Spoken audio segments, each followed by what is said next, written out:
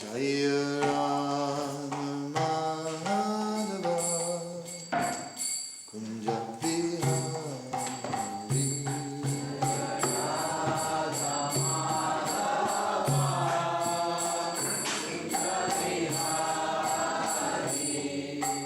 Gopidana Vallabha.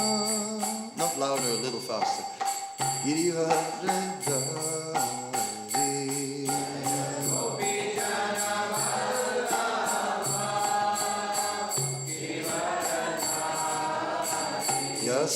Yasodananda Rajadananda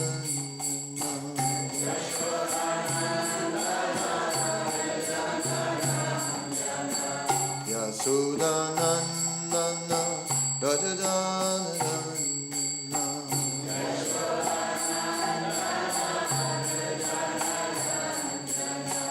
Yamuna Tira Vanachari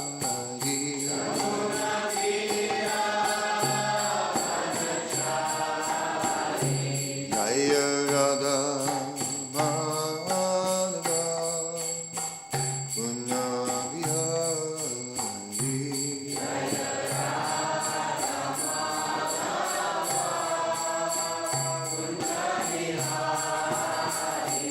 Jaya Radha Madhava Punya Vihari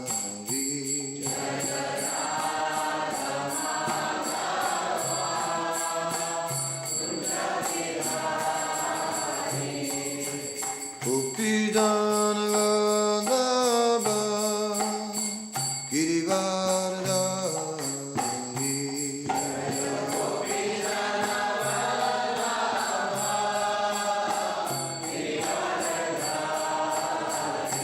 Jaya Gopidana Vallabha Girivardhari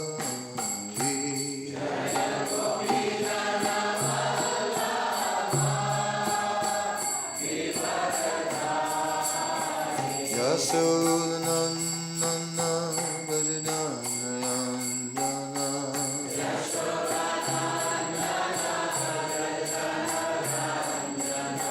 Yasodananda Rajadananda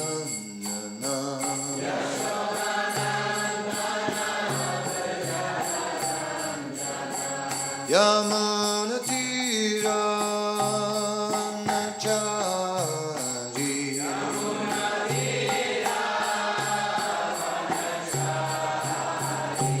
Jaya Radha Madhava Punya Bihari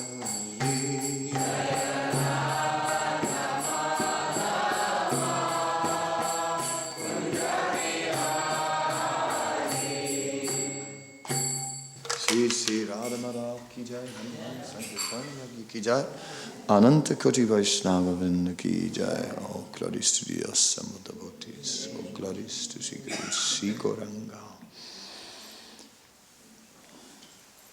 Om Namo Bhagavate Vasudevaya.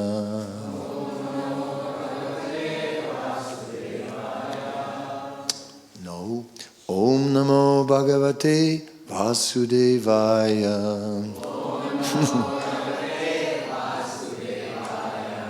Om Namo Bhagavate Vasudevaya. Om Namo Bhagavate Vasudevaya.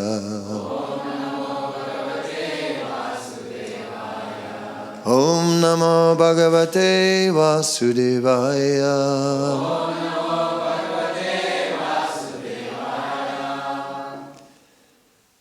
Reading from Śrīmad Bhāgavatam, 3rd Canto, Chapter 3, the Lord's Pastimes, out of Vrindavan. Text 22. Tasya evan Rama manasya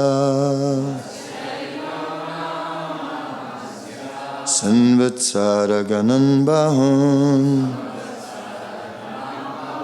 Griha medesu yogesu Viraga samajayata Tasya evan Rama manasya Sanvatsara ganam bahun Grihamedesu yogeshu Viraga samajayata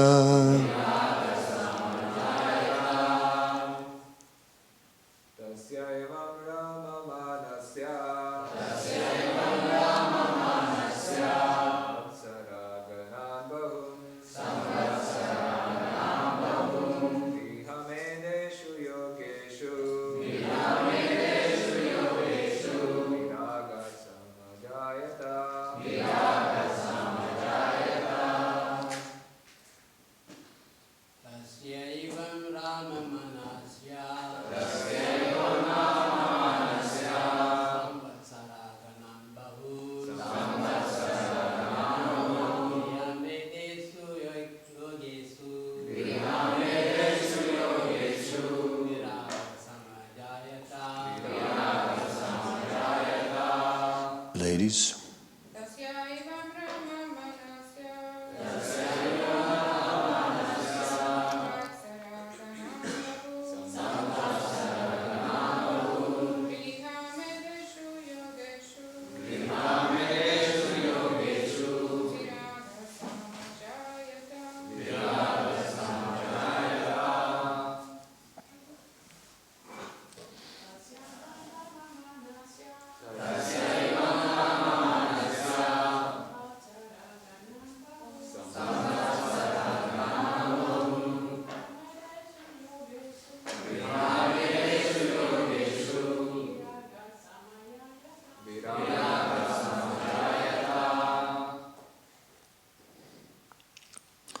Tasya, his, evam, thus, Ramamanasya,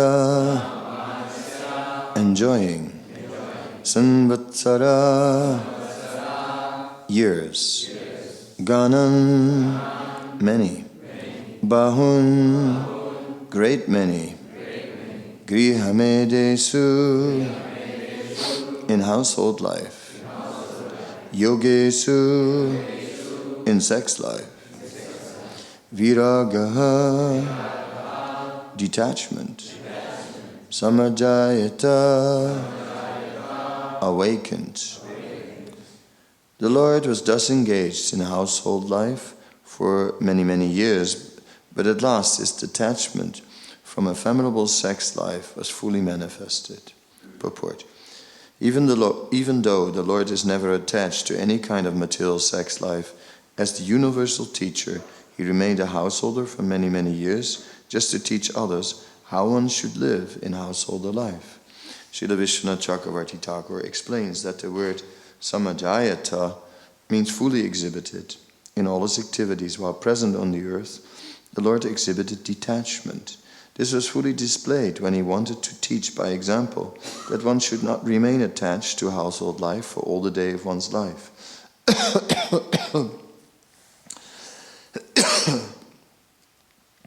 One should naturally develop detachment as a matter of course. The Lord's detachment from household life does not indicate detachment from his eternal associates, the transcendental cowherd dancels. But the Lord desired to end his so-called attachment to the three modes of material nature.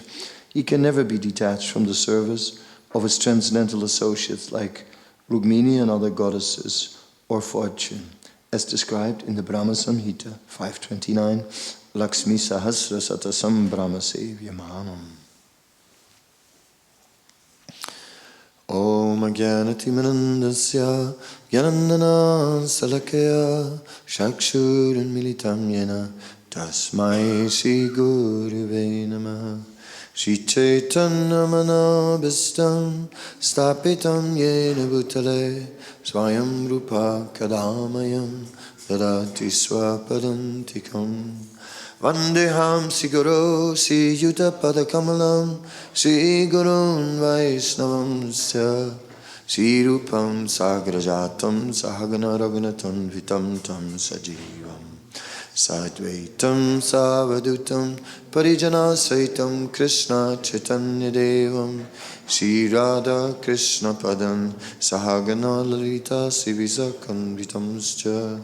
Hey Krishna Karuna Sindhu Dina Bandhu Jagatpate Gopisa Gopika Kanta Radha Kanta Namostute Tapta Kanchana Gaurangi Radhe Vrindavaneshwari Vishabhana Sutta Devi Pranamami Haripriye Vancha Kalpatarubhyacha Kripa Sindhubhyevacha Patitanam Paivanebhyo Vaisnavebhyo Namo Namaha. Shri Krishna Chaitanya Prabhu Nityananda Shri Advaita Gadadhar Shri Vasadi Gaura Bhaktivedanta. Hare Krishna Krishna Krishna Hare Hare Hare Rama Rama Rama Hare Hare.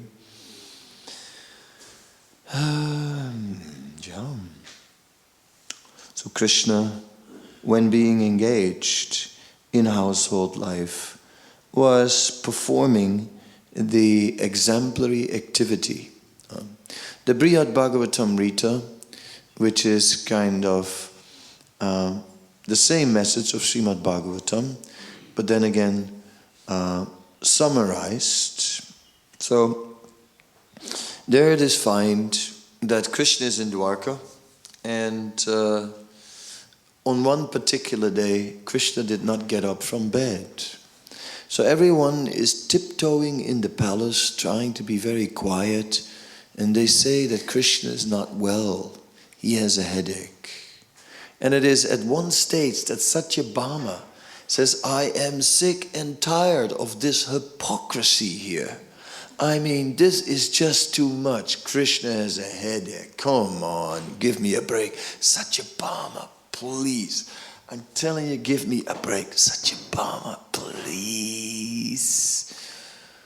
Satyabhama could not be stopped. And Satyabhama basically pointed out, we all know very well what is the real cause for Krishna not getting up. Satyabhama, Krishna did not get up today out of separation. Out of separation from the residents of Vrindavan. Everyone knows in Dwarka, all the queens know, that Krishna in his sleep, while dreaming, sometimes is saying the names of the gopis in Vrindavan. They know it very well, that actually his real attachment is there. And Krishna says that actually, I think that the residents of Vrindavan are the original personalities, and that the residents of Mathura are the imitation. And my experience is the proof of this, because whenever I am with the residents of Mathura, I'm thinking of the residents of Vrindavan. But when I'm with the residents of Vrindavan, I'm not thinking of the residents of Mathura. So when Krishna was in household life, it was internally, he was still in Vrindavan. So it was a major problem. Krishna was totally incapacitated. He could not function. Then at that point, Lord Brahma descended on his transcendental swan carrier. And Lord Brahma then began to speak. And he said, the mission of the Lord is paritranaya sadhanam vinasya saduskrinda dharma samstarpanartya sambhavami yuge yuge. His duty is, or his mission is to establish the principles of religion. But in this way, the Lord is not functional and he cannot fulfill that mission. Therefore, what we should do, we will call Vishwakarma and we'll ask Vishwakarma to construct an imitation Vrindavan. and will just go to Krishna and say that yes, we're going to Vrindavan. And in that way his mind will be pacified. So the plan was executed, and Vishwakarma built a perfect replica of Vrindavan. You couldn't tell the difference. There was even a statue of Mother Yasoda which looked so lifelike, and she had some bowl with rice and yogurt in the hand. And in this way, they all went to Krishna and said, Krishna, we're going to Vrindavan. We're taking you to Vrindavan. And Krishna, yes, let's go. And Krishna was going to Vrindavan, and then he was in this Vrindavan, and then he saw Mother Yasoda with that bowl with the rice and yogurt and bananas mixed, and he just snatched it from her hand, and she was standing there like a statue. But that happened more often. When she had ecstatic symptoms, she would be frozen, so he didn't think much of that. Rohini and Balaram, they were also there. They could go because they are both in Vrindavan pastimes and in the Dwarka pastimes. But all the other residents of Dwarka were hiding behind the bushes to watch. And Krishna was in so much ecstasy. And he was just so happy. And then Krishna, he ran along the pasturing grounds and suddenly came to the ocean. The ocean. This is not Vrindavan. I have been cheated. This is Dwarka. And then, just then, Lord Brahma came on his swan carrier and followed by all the residents of Dwarka. And Lord Brahma started quoting Paritranaya sadhunam virasya saduskritam dharma samsarpanataya sambhavami yuge yuge. I know everyone in India knows that slok.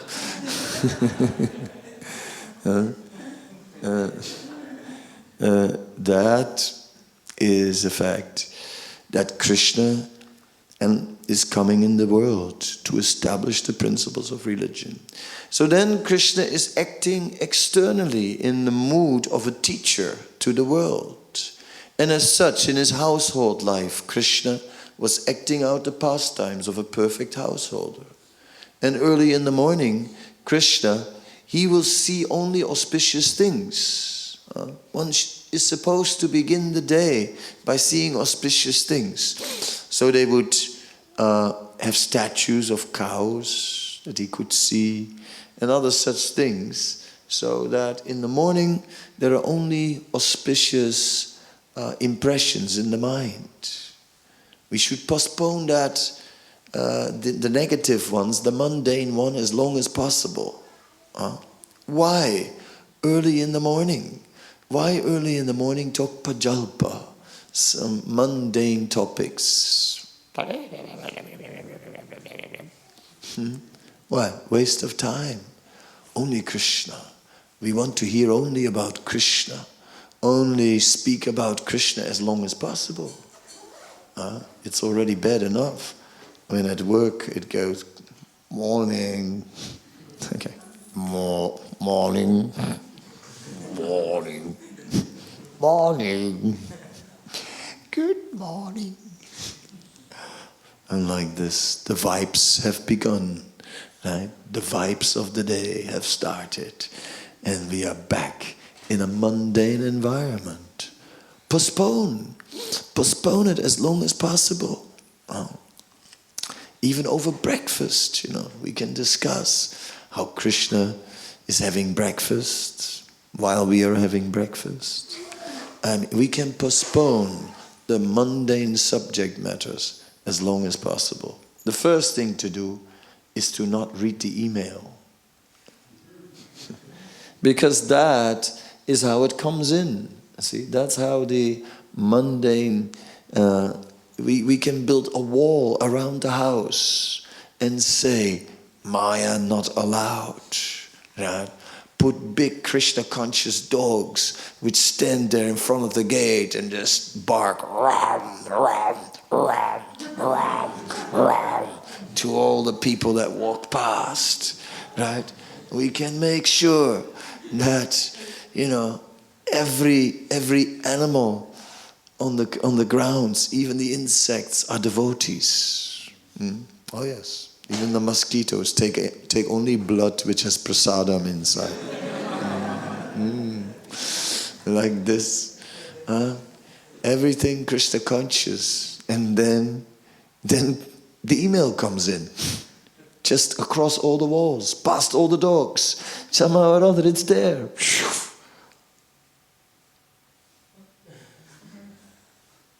The world. Krishna forgotten. And geez, didn't finish any rounds. How did that happen? Again. Like that. So there must be a certain amount of internet control. That's a crucial element. Because what is the internet actually? Think about it. We're speaking about controlling the mind, but what is the internet? The internet is the collective mind of all the people that are on there. Can you understand? It's an enormous mind, right? It's enormous. Our own mind is already quite, impressive of all the kind of things that can come up there, right? It's kind of like something. But what can come up on the internet, right? That's inconceivable. Fortunately, mind you, it takes somebody to fix this thing so it stops going down. And this is fine. I just want to keep my spine straight and don't knock my teeth out. Thanks.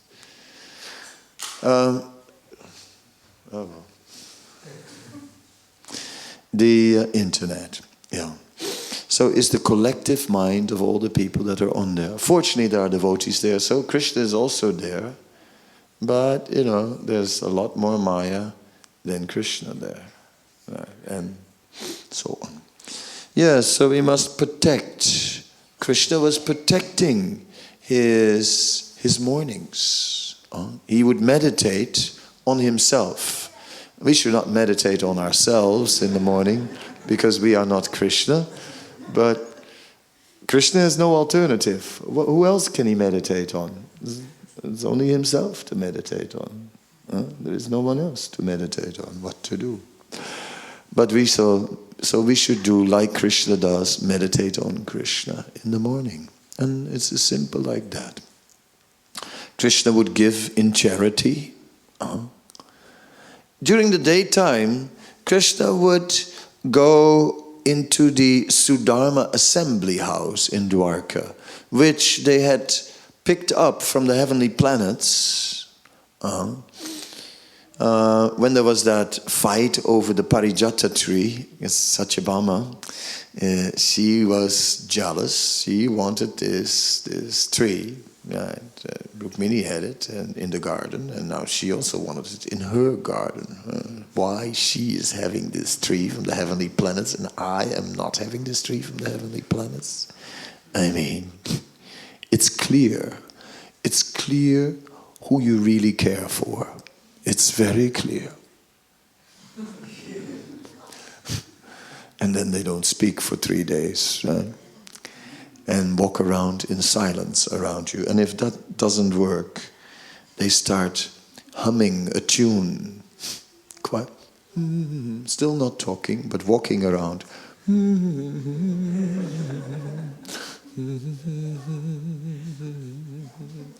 Until you're there. Now it's enough!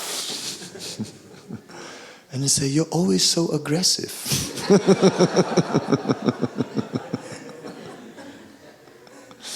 Anyway, it's interesting. So all these rasas also are there in Krishna's household life. He has all these things. Yes, definitely. What can be said? Satyabhama. So anyway, Krishna got the Sudharma assembly house because he had to go and fight with Indra to get the Parijata, and he got it, and then he won, and then he got this Sudharma assembly house, which is a nice place because when you're in there, anyone who is in there doesn't grow older. So it's the sort of place, move in. Move in. And just don't grow older. Yes? But it's hard to stay in the perfect place. There is that old story of Shangri-La, right? And it's basically about a valley. And in this valley, there is this man who is in the Himalayas moving around, and one day he discovers somewhere in a very remote place, he discovers this valley. And there people are very young and beautiful, and no one is aging. And it's like a little paradise, and he's just there in this place. But there is one problem, his mind. His mind is also there. And his mind is filled with the memories of the life he had before. And it just starts to eat at him more and more. And at one point, he feels, I have to go. It's just, how can I stay here? I have to go. So, when the mind has a desire, then the mind has to find an excuse to justify that desire. So finally he comes up with the excuse, and the excuse is that this is such a wonderful place. I have to tell the world about it. Basically it was, I can't stay here anymore. But he had to tell the world, and he left. And when he left, then, I saw the movie also, I read the book, saw the movie, and in the movie it's shocking because as he leaves Shangri-La and he comes outside, he ages. He just, all those years that he missed out, they grow on his face, and he's just like,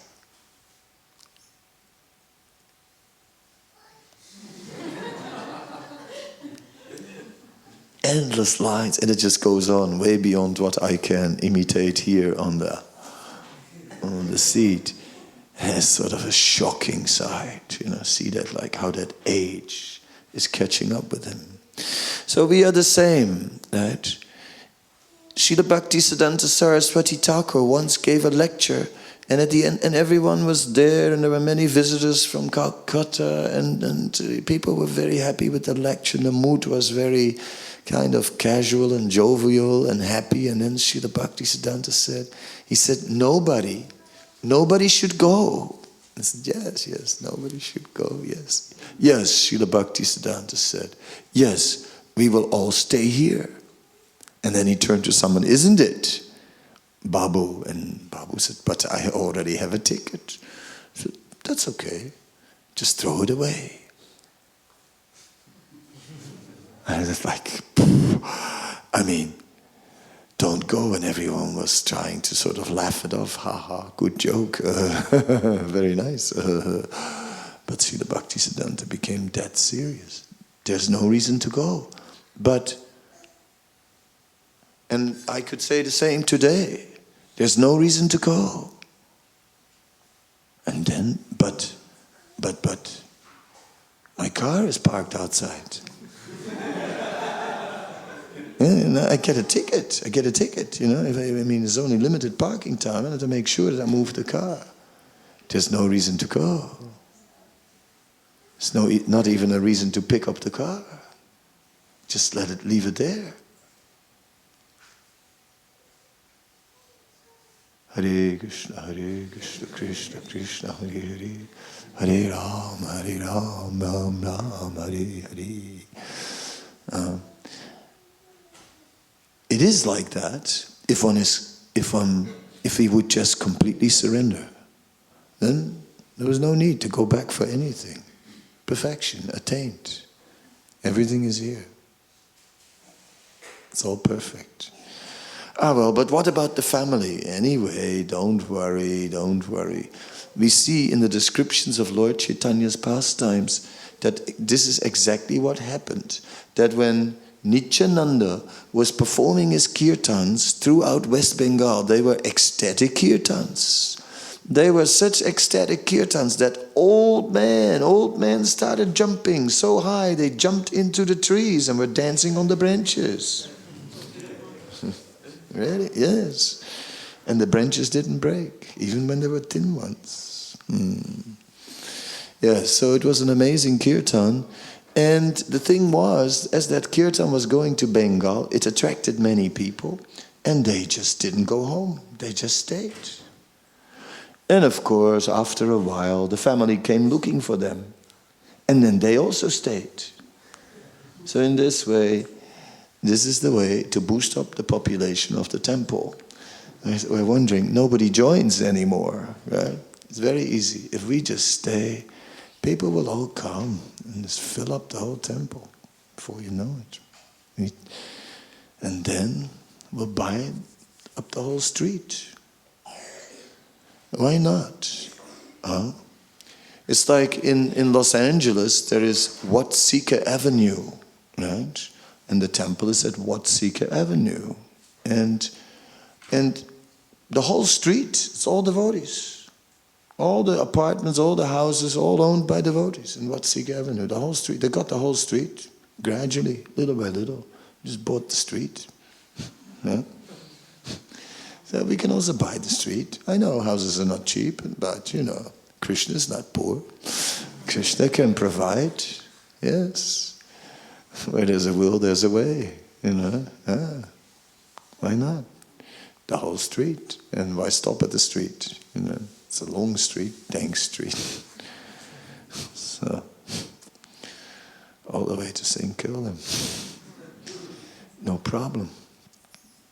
So the point is that basically we are as transcendental as we want to be. That is the issue. The issue is not how do I become Krishna conscious?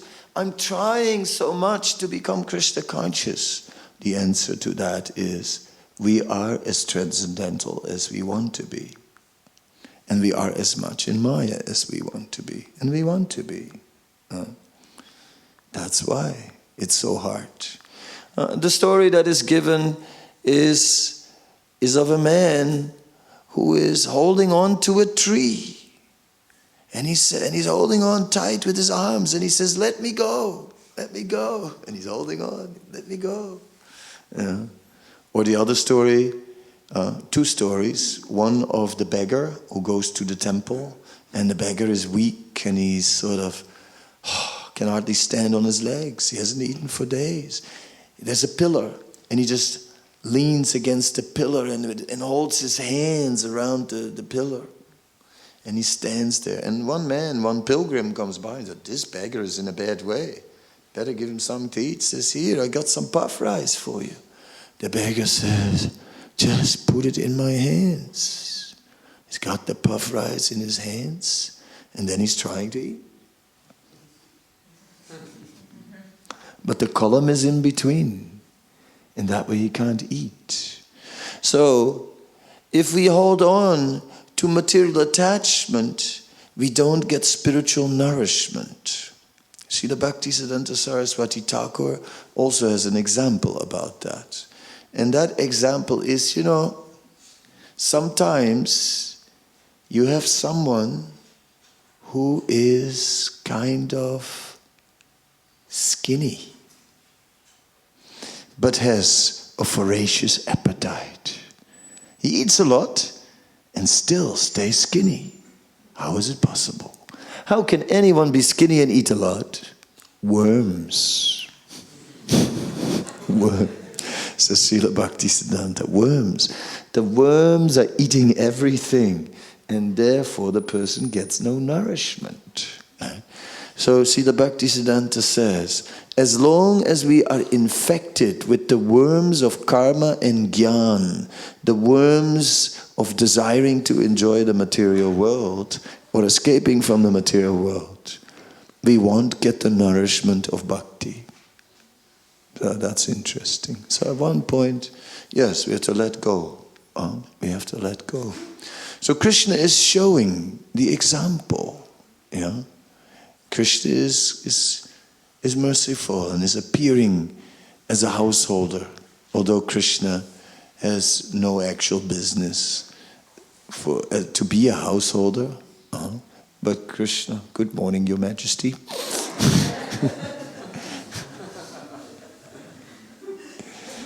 Krishna appears as a householder and out of his causeless mercy.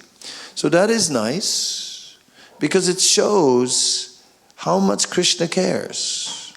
For himself, there is no reason to really do all these things, but for us to show us. Of course, Krishna always does have an internal purpose also. By being in Mathura and Dwarka, Krishna's purpose is to increase the love of the residents of Vrindavan, somehow or other. Because in separation, that love is increasing many, many times more. The intensity of desire to be with Krishna and the meditation on Krishna is going deeper and deeper. Therefore, Krishna leaves Vrindavan to increase the love of his devotees. So Krishna is always concerned with his devotees. Krishna is totally selfless, always working for his devotees to somehow or other increase their enjoyment. That is his enjoyment. That is his enjoyment. To increase their love, that is his greatest pleasure. That's what Krishna is enjoying. He's Bhoktaram Yagyatapasam. He is the supreme enjoyer. But it's not that Krishna is sitting here. Bring me some more grapes, like a decadent Roman sense gratifier, but the original sense gratifier. Grapes. No, that Roman culture was totally decadent. They used a peacock feather to tickle their throat so they could throw up and then eat more. Then eat again. Right? Just a little tickle. And then back at the dinner table. Do it again. Keep on feasting. Anyway, all that is perverted. But Krishna is Bhaktaram, the supreme enjoyer. And he's enjoying to see the love of his devotees increasing. There is no greater enjoyment. There is no other enjoyment. That is the enjoyment. Therefore, Krishna is Akila Rasamrita Murti, one who is the one who relishes all mellows personified.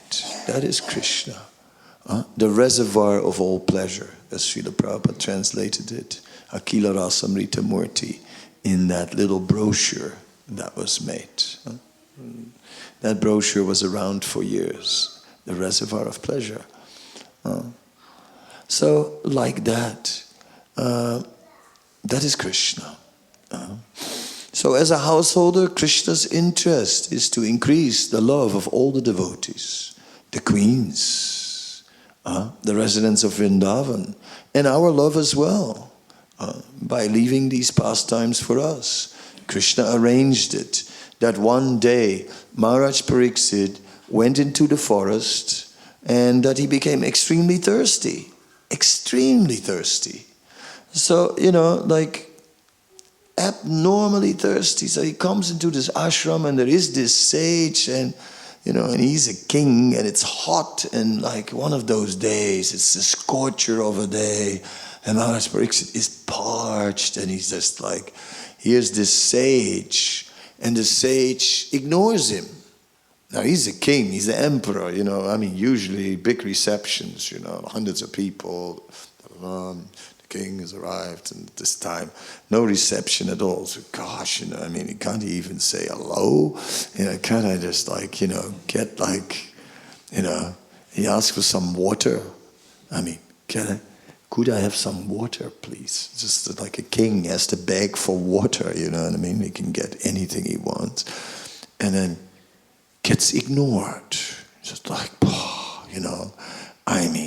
this is something. Even the basic things of some water, of receiving a guest with water. When you're supposed to receive a guest, you're supposed to offer him a seat and some water. Even that is denied here. Well, I'll offer him like due respect. And there was this dead snake. He hung it around his neck. Right? Then, of course, the sun was puffed up. This little puffed up bread Brahmin boy named Sringi, who was the beginning of the downfall of the Brahmanas. And Sringi said, who is a Kshatriya other than a dog outside the house of a Brahmana? Since when can Kshatriyas dine with their superiors?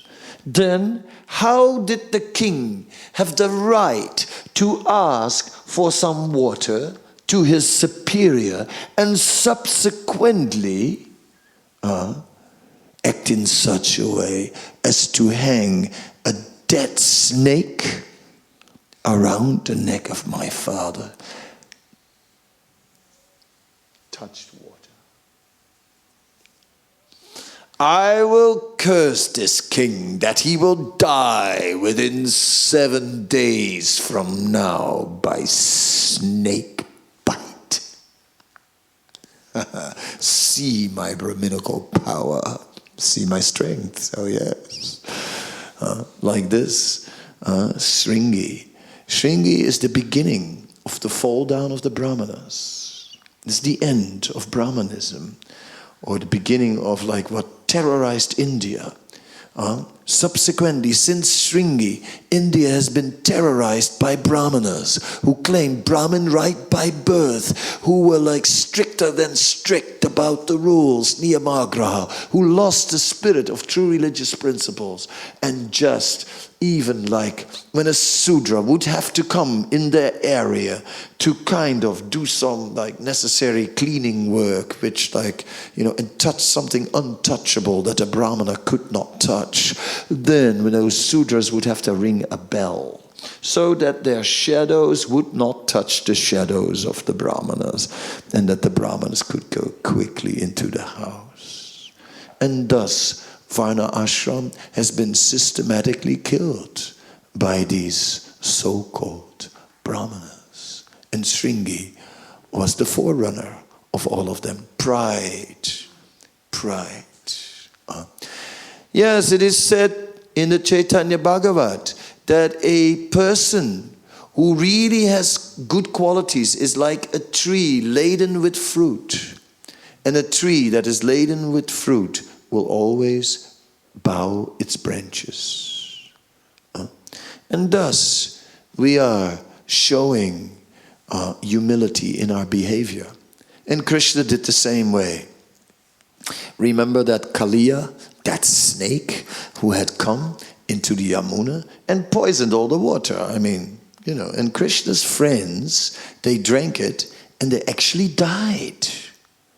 Krishna was looking for a lost calf. Krishna comes back, he comes back, all his friends dead. Everybody dead. Dead.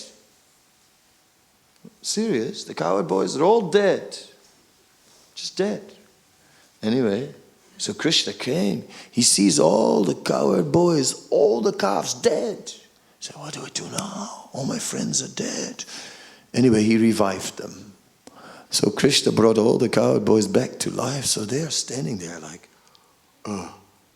we were dead. Right? And sort of like holding their hands, squeezing themselves.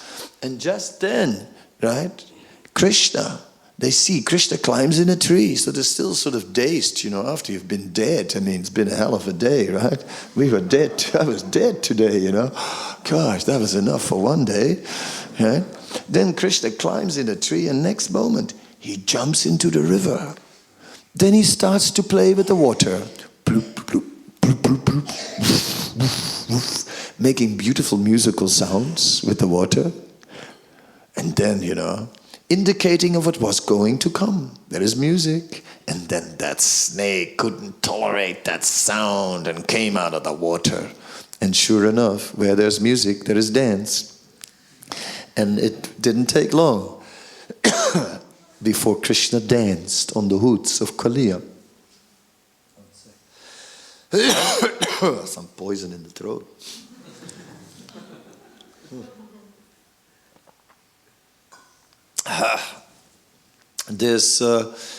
Krishna then danced on the hoods of Kaliya. And in the beginning, Kaliya was trying to bite him, but after a while, these kicks got a little hard, and Kaliya had many hoods, so he got a multiple headache, right? I mean, it's not just a headache, a multiple headache, you know, it was serious. I mean, that's what you call a headache. So it was getting desperate, and, you know, his wives, they were getting worried. So suddenly, all these lady snakes come out of the water, you know, and they go and they offer prayers to Krishna. And then they go, oh, Krishna, please don't kill our husband. What are we going to do with him? So what do? A whole bunch of ladies crying, so Krishna's there. Okay. Yeah. All right. Okay, I won't kill him then, you know. But what to do? You know, that snake couldn't stay. He had killed all his friends. He was full of poison. Now, you know, if it was up to me in that situation, I would have said, now you listen, snake. You're lucky, you know. You're lucky. This time, you're getting away with your life. Right? But I'll tell you one thing, snake. If you ever show your snaky face again in this part of town, you know, you won't get off that easy. And then I would pull out my 6 shooters, and I would say, and now you dance, you snake, you dance, bang, bang, bang. And Kaliya would have danced, riding all the way down the road, and turn around and shake his fist at me and say, I'll get you back, Swami. Right? And how did Krishna deal with it? Krishna, rather, he said, my dear king of the snakes. Kaliya said, oh, he knows I'm a king. My dear king of the snakes, I know very well why you have taken shelter of this Yamuna, because you were chased by Garuda, and Garuda was once cursed that he cannot come here to this Yamuna or else he will die. Therefore, you knew that you would be safe here from Garuda. But now that I have danced on your hoods, my dear king of the snakes, I've left my footprints on your head, and therefore now Garuda will respect you, and he will certainly offer you full respect. Therefore, you can return and resume your position as the ruler of your kingdom. Oh yes. So he gave him good reasons to go. And Kaliya was, yes, I gotta go now. I can go back to my kingdom, and this is great. And in this way, Kaliya left very satisfied. Very satisfied. And in this way, Krishna showed by his example how to deal in a very pleasing way, with pleasing words. And in this way, Krishna is the teacher of the world who teaches by example. And therefore, when we study the pastimes of Krishna, not only are we seeing amazing miracles, I mean, lifting Govardhan Hill and, you know, dancing on the hoods of snakes and all that, but then see how Krishna acts. What a noble personality Krishna is. Not just look at Krishna's strength and power, but look at Krishna's character. Krishna is not only unlimitedly beautiful, Krishna is not only unlimitedly strong, Krishna is not only just doing all these amazing things, but Krishna has an amazing character. And that is ultimately what melts us. That would melt, you know, even the heart of a polar bear. That would even melt the heart of an iceberg. That would melt everyone's heart. except ours. And why is it that still our heart hasn't melted? Although icebergs have melted, although polar bears are dancing in ecstasy, and we are still unaffected by Krishna's amazing character. Although for so many years now we got Prabhupada's mercy, the mercy of all the Acharyas, we're chanting, we're here in the Hare Krishna movement where, mercy comes from all sides, and still nothing. No love. No love at all. Nothing. Zilch. Haribol Krishna. I don't love you at all. I just love myself. And extended selfishness. I love my family members as long as they love me. And as long as they're nice to me. And when they're not nice to me, I don't love them anymore. And I love my wife as long as she's young and beautiful. Or, alternatively, as long as she cooks really well. Just to mention some material reasons. So why is it that in spite of all the mercy, we still don't love? Śrīmad Bhāgavatam says, if the heart does not melt, it means the heart is steel-framed due to offenses. So, therefore, at the time of initiation, we're emphasizing so much the 10 offenses. One shouldn't blaspheme the devotees, and one should basically be respectful to everything related to Krishna. If we just are respectful to Krishna and everything related to him, then we'll avoid the offenses. So to be respectful, I mean it's a bit of a change of a culture. Get off it, mate. Get off it, right? It's a change. Or there's another way not to respect. Sukriya. Very respectful, but very impersonal and not caring about the benefit.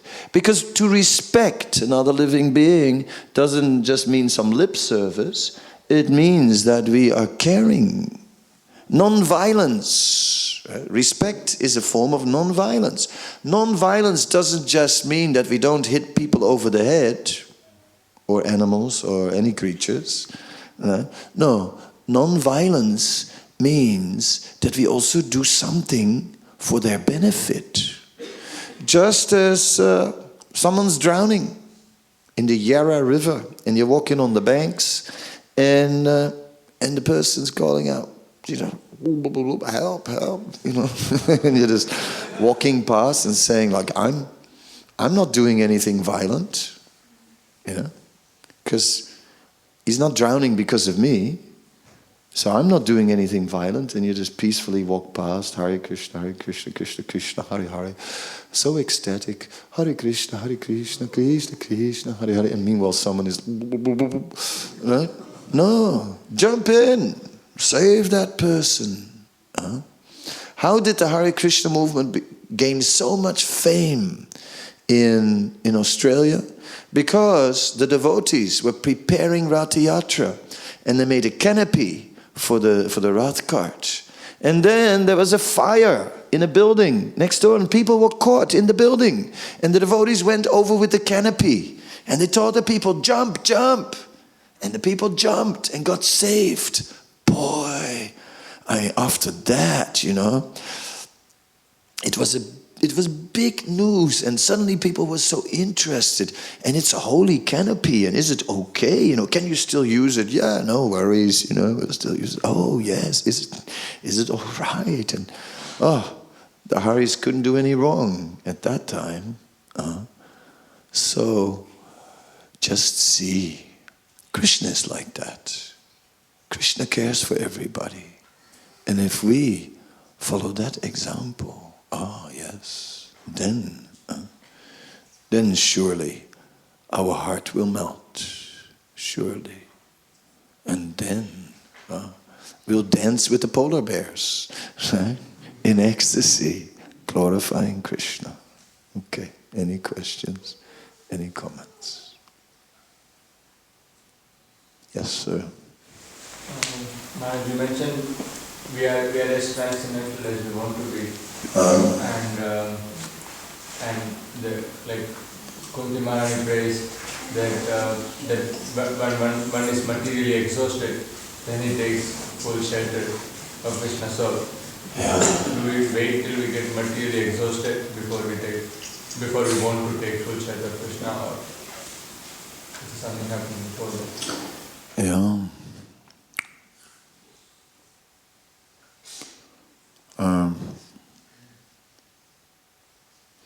Akinchana gocharam tvam akinchana gocharam, Kunti Devi said. Janmaisvarya sruta sibiya edamana vadapamam naivartiyat bidatum vai tvam akinchana gocharam. She says, as long as you are attached to enjoying your birth or your wealth or your learning or your beauty, right, then you cannot approach Krishna with sincere feeling. And then, so that is our problem, you know. When we're not materially exhausted, we're not fully sincere. So we're lacking in sincerity. And that's holding us back. Right? We don't really want to go back to Godhead. So like, well, okay, Krishna, I'll go back if you take me. Right? I don't really want to work for it. Okay. I'll try to change. I'll try. Means I'm not doing it. I'll try. I'll try. So whenever we say I'll try, basically means I'm not doing it. That's what it means, I try.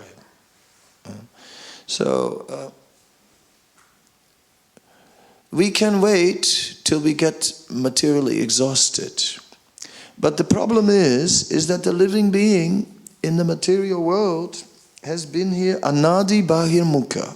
Since time immemorial, you cannot trace out when we came into the material world. It has been that long. We are known to be almost nitya baddha. The scriptures speak about nitya baddha, eternally fallen. Can anyone be eternally fallen? No. But just as when a number gets too big, when you cannot count anymore, you just have a mathematical symbol, unlimited. Even when it's not unlimited, when it's just too big. Anything too big becomes unlimited. So Nitya Baddha, it's such a long time that we call it eternal. Almost eternal. It's not eternal. There's no such thing as eternal damnation to the material world, but almost.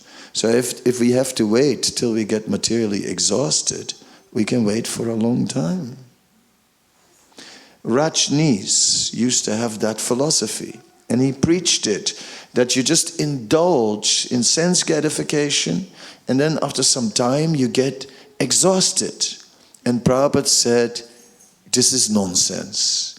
He said if that was true, then the hogs would be the most renounced. So that doesn't work.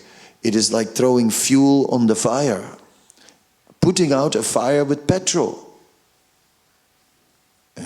That doesn't work. For a moment, it may seem so. Yes, it's a Saturday night and I ain't got nobody and I'm partying after midnight. You let it all hang out after midnight. like, Then on Sunday morning, very renounced. Very renounced. Would you like to? No, just leave me alone. No, I don't want anything, Go away. Very renounced, not interested in any sense gratification. But by Sunday afternoon, I'll have a bit. And Sunday night, it's weekend and weekend. Let's do it again. Hey.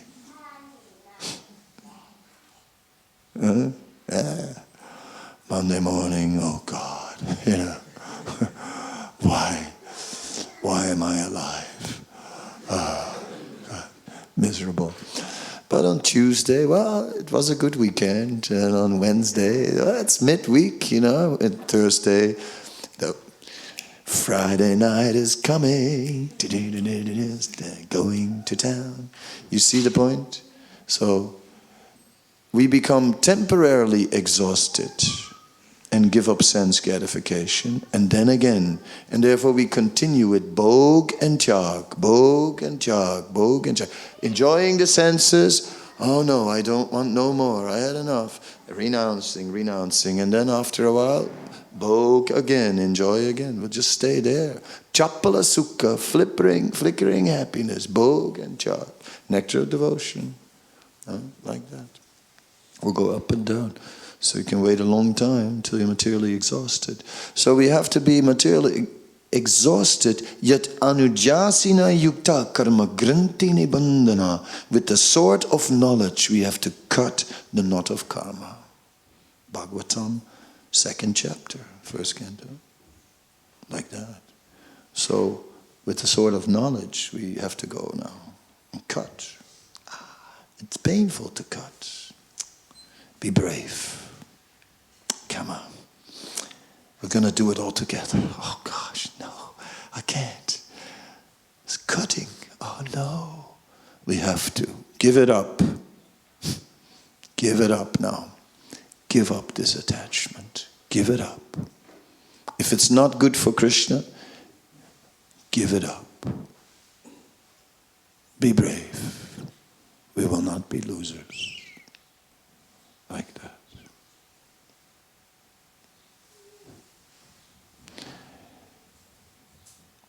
Yesterday someone asked me the chocolate question. You know, shall we not? You count your buttons, right? Shall we eat chocolate? Shall we not eat chocolate? Shall we eat chocolate? Shall we not eat chocolate? Shall we eat chocolate? Yeah. And you come to your belly button and then it says, we shall. Right? No, the point is this, is that, Srila Prabhupada was with the devotees in the early days. Hayagriva asked the question, can we eat chocolate? Prabhupada said, what is it? What's in it? He said, Hayagriva said, cocoa. Srila Prabhupada. Prabhupada said, cocaine? Oh no, that we cannot take. So, therefore, of course, it was cocoa is not cocaine. Therefore, people have seen, in later years, they dusted off that conversation, and then, you know, it came sort of like the debate, right? Can we or can we not eat chocolate? At first, no. Chocolate was totally forbidden, totally radioactive. If you look at chocolate, you'll be shot. Right? Ashram standard, no chocolate, forget it, you know. Then it was white chocolate, like a white lie. You know? And then, you know, it's like, you know, truck it in, you know. Truck it in.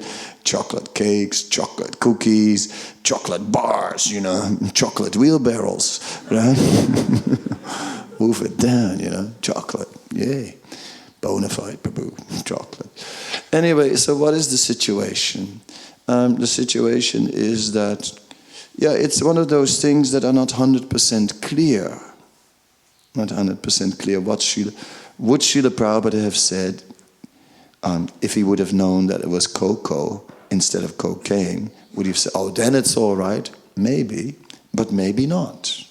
Maybe he would have said, no, it's not required, which was one of his favorite sayings for, it's not required, you know, which meant don't do it.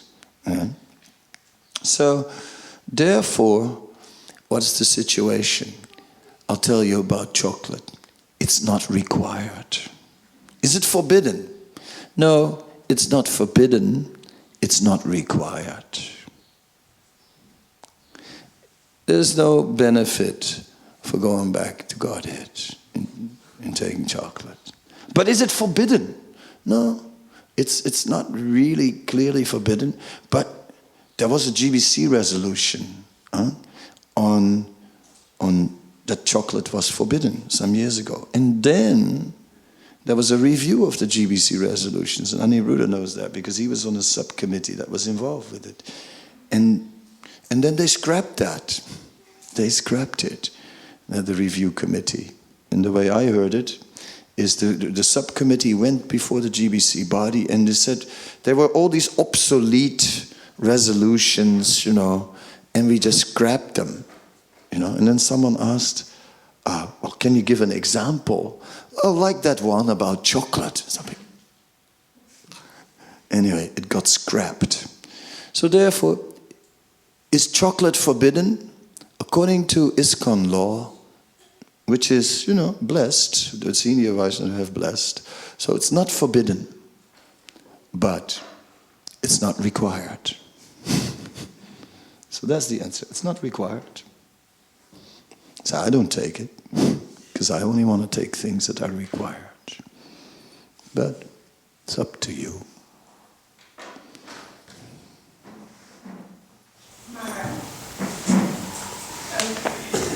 You were giving the example of how we have to help people, and you were saying how for the Rathayatra we were thinking so holy canopy can we help people. And let us say if there's an old lady having to go up the tram, and you have to help them with their bags if there's meat and stuff in there.